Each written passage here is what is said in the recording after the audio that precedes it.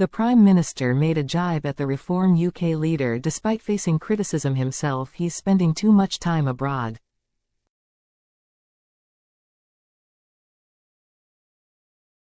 Nigel Farage had a furious showdown with Keir Starmer at Prime Minister's questions this lunchtime, as the pair traded barbs over Donald Trump and national security.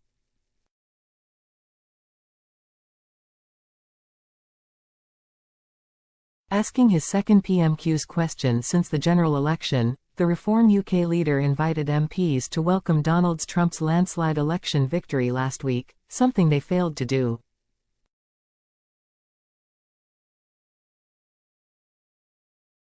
He continued, "Within a couple of days we learned of a third assassination attempt, charges have been laid, and behind it are Iran's Revolutionary Guards, IRGC.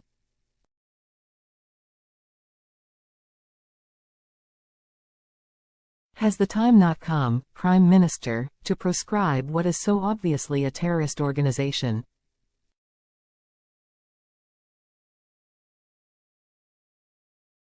And in doing so, not just do the right thing, but maybe mend some fences between this government and the incoming presidency of Donald Trump's, given that the whole cabinet has been so rude about him over the last few years."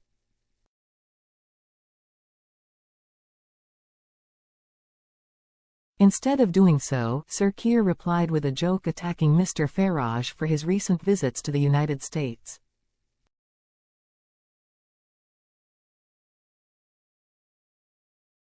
The PM said, "I'm glad to see Mr. Farage making a rare appearance back here in Britain. He spends so much time in America recently, I was half expecting to see him on the immigration statistics."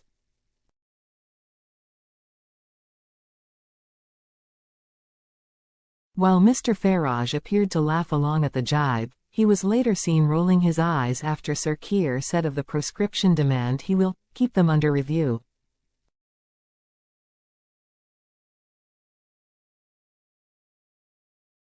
In January 2023, Labour called on the then Tory government to proscribe the IRGC as a terrorist organisation, however since coming to power have appeared sluggish in following through on this demand themselves.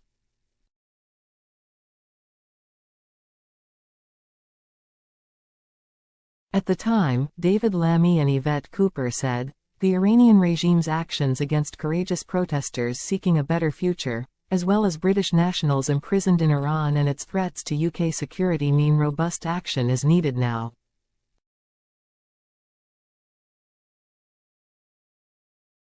The IRGC is behaving like a terrorist organization and must now be proscribed as such.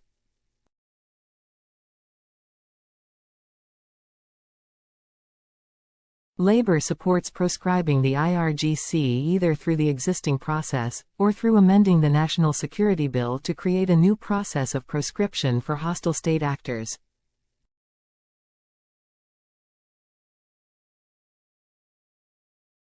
Labour will always take the actions necessary to keep the British public safe. However, since coming to power it's now been reported that Yvette Cooper is leaning away from proscribing the group, despite both the US and Canada doing so.